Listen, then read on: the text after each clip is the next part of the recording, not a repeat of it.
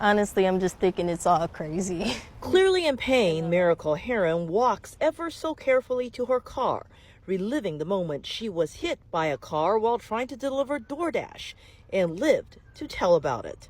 It's crazy this just happened because not I didn't think in a million years I would get hit by a car, especially while doing DoorDash. Heron, who works at a call center for her full-time job, was doing what so many young people must do these days, taking on side gigs to make ends meet. Last week, she picked up a sandwich at a nearby Subway, parked her car, and then I heard like cars screeching, like I heard some wheels screeching, and I heard the police sirens. But I thought it was like on the main roads, so I didn't think it was coming my way. court records show police were pursuing Torrance Whitaker on an outstanding burglary warrant when he decided to run, hitting speeds of up to 100 miles per hour. By the time he hit Heron, he was going much slower. Investigators say he then tried to run. Heron, meanwhile, got up and delivered that DoorDash order. I just wanted to make sure that person got their food. I didn't want them to think I stole it, and I was just trying to get my bills paid. The ramifications of the impact soon caught up with Heron. She went to the hospital where doctors told her she would be feeling the impact for a while. Still, it's not lost on this 23-year-old that she certainly lived up to her own name, Miracle. I do feel like it was a miracle that I made it out of that situation alive. Before I begin, let me just say this one thing. I'm glad Sister was okay. Sister Miracle was her name. This incident happened in Houston, by the way. Apparently, she was a DoorDasher. She was on her way to deliver somebody food. Then here go a police chase. And the dude that was running from the cops ended up hitting her as she was delivering. And I'm just like, there's just too much dedication to DoorDash. If I was her and I got hit by somebody as I'm actively delivering somebody else's food, I would have left that shit right there. You're not going to have me continue to finish the delivery. I understood where she's coming from, but I'm just like, your health is more important than delivering somebody's food. I don't give a damn. You give me 0 stars because right there, the minute I would have got hit and I'm limping, yeah, I would have been like, yeah, your food is right here on the sidewalk. I gotta go to the hospital. I just got hit. Man, let me tell you. Oh, man. She about to get paid. DoorDash about to pay her a whole check. And if she don't get it from DoorDash, I hope if she's smart, she gets an attorney and sue the hell out of the damn city. But even if she sued the city, they probably wouldn't pay her though, because it wasn't technically their fault, even though the police was chasing a suspect. But yeah, it is real dangerous out here. You gotta be careful. All I can say is make sure you look both ways before you get out of your vehicle. This is why it's important for y'all to pay attention to your surroundings. I cannot stress that enough. I've seen so many accidents, so many things on social media where people get hit by cars and it ain't even their fault. And then sometimes people just be speeding like demons out here and hitting buildings and stuff. It's terrible. You'd be surprised. But yeah,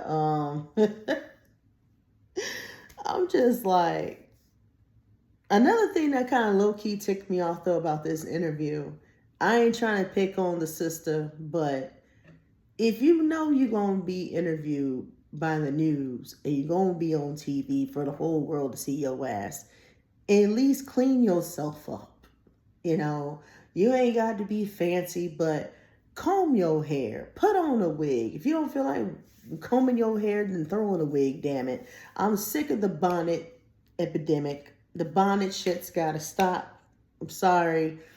If you at home, fine, you're at home. But you are on the news and the world sees you. And this is why we get picked on as black women 24/7 because of this shit right here. And I'm just like this, to each your own. I can't save everybody. All I can do is just give advice at this point, because the younger generation, they don't know no better. The Gen Z people don't give a damn. I could clearly tell they could care less about appearance. And this is why I tell people too, your appearance tells everything about you. I mean, think about it. You would have a bonnet on your head if you're going for a job interview, now would you? And vice versa.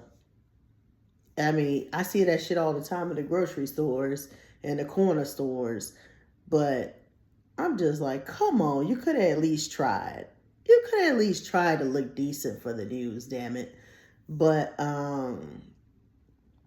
yeah, I'm just like, she brave. Cause like I said, if that were me, they food would have been on that damn sidewalk. I would have been like, yo, shit is right here. I gotta go. I gotta go. But yeah, I hope she gets a GoFundMe or something, because I'm pretty sure she's gonna be out of commission. She might be still delivering for DoorDash. I don't know. But if that were me and I got hit, oh, I'm filing a big ass claim for injury for sure. Because yeah, I'm not sure if she did get paid by DoorDash or not. But if she did get paid by them, she probably got about 10,000 or less, if that. Because I think for DoorDash to pay you for like some type of injury on the job, it's got to be real severe, because they cheap, they real tight with their money and stuff. And they make you go through all these bullshit third-party services to submit a claim, blah, blah, blah. And that's why I'm just like, sometimes the shit ain't worth it. The shit ain't worth risking your life. This is a prime example. I understand she wanted to make sure that the customer didn't think that, they were going to steal her food. But everybody got doorbell cameras. I'm pretty sure they would have known, what was going on. But here's my other question I had for that girl. How do you not hear a car coming towards you, screeching, and you heard the sirens? And when she said that she thought the sirens were down the street, like on another street, and she didn't think nothing of it, I would have been looking. See, she clearly wasn't looking. She wasn't paying attention to shit. It really angers me when people don't pay attention to their surroundings. It really does. But like I said, I'm glad Miracle is a walking miracle for real. Her name speaks for itself. I'm glad she wasn't really hurt. But I just hope sis gets her coins. That's all I got to say. But yeah, just making a mental note. If you're out in public and you're going to the store or wherever you're going, just make sure you look both ways. Just like at the traffic lights. I remember, this is about 10 years ago now. I want to say like it was back in 2018 time frame. I was living in Texas, and I think at that time I was like in the Austin area, and I was going to the park to walk my dog. I had a dog at that time. It was like a little shepherd mix. He was so bad. And it was like 6 o'clock in the evening, wasn't even late. And as soon as my light turned green, I barely moved past that light. And then, BAM! I had somebody T-bone me that fast, because I didn't think to look before I started moving. And this is why I tell people to look both ways, especially at the red light, because you never know who is going to come at you and who's going to hit you at the same time. But yeah, ever since that happened to me and I got T-boned on my driver's side, I've been hesitant ever since at any red light. I look triple the way before I even move from that red light. Like, I'm so serious. I have a lot of paranoia from that. It gave me a little bit of PTSD. I ain't gonna lie. She didn't hit my door, but she hit the inside of my wheel on my driver's side, thank God. Now, if she would have hit my driver's door, oh, I would have been really torn up. I wouldn't even would have been able to walk, to be honest.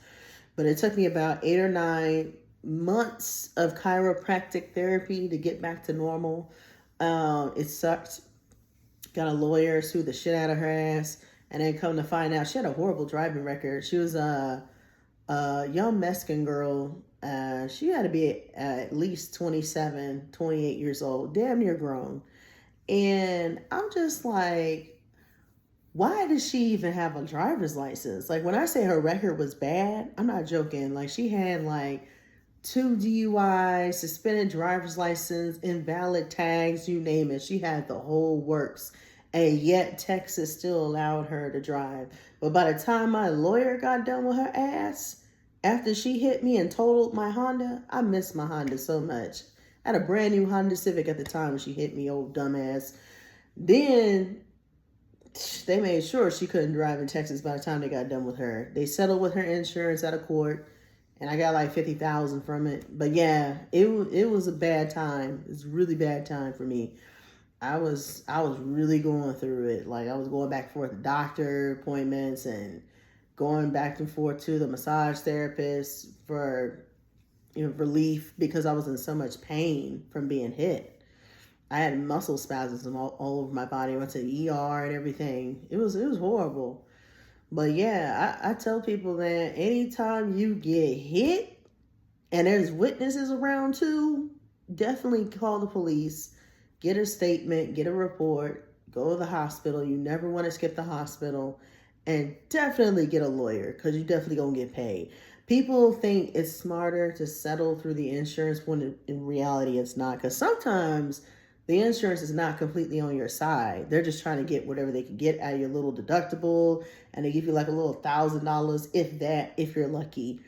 And as much as I didn't want to get a lawyer, I didn't have no choice, because when I seen, how bad my car was totaled, I was just like, I'm gonna go talk and see if I can do something, because I'm pretty sure they would do a pro bono, and they did. They did a pro bono, which means that they didn't charge any fees up front or retainer fee. They said that they don't get paid until you get paid whenever you settle or go to court. And they told me I had two options. I could either settle out of court, it take up to 2 years for her insurance, or I could go to court and it take up to like 5 years just for me to get a bigger settlement out of her ass. If I wanted to, I probably could have got $100,000 out of her. But I was not trying to go to court. I wasn't trying to pay court costs, and that retainer fee was going to be out the ass. So that's why I ended up settling out of court. But it took me 2 years though. And after retainer fees and lawyer fees and crap, I only got like $20,000 cut on a check. It was better than nothing, but that was the best year. Oh, 2020 was the best year. Even though the pandemic hit, that was the best year for me. That was when I was just turning up. When I got that money, I took so many trips. Went to Denver, went to a cabin in the woods, did like a little Airbnb, and then I went to Vegas. I went to all types of places. It was fun, and then my money went away, and now I'm broke again. But yeah, that 20,000 go away real fast. It don't last very, very long at all. I learned that lesson. But yeah, just make it a mental note. Always check your surroundings before you get out of the car. That's all I can say. I cannot stress that enough. But y'all let me know what y'all's thoughts are in the comments. I'm going to stop rambling.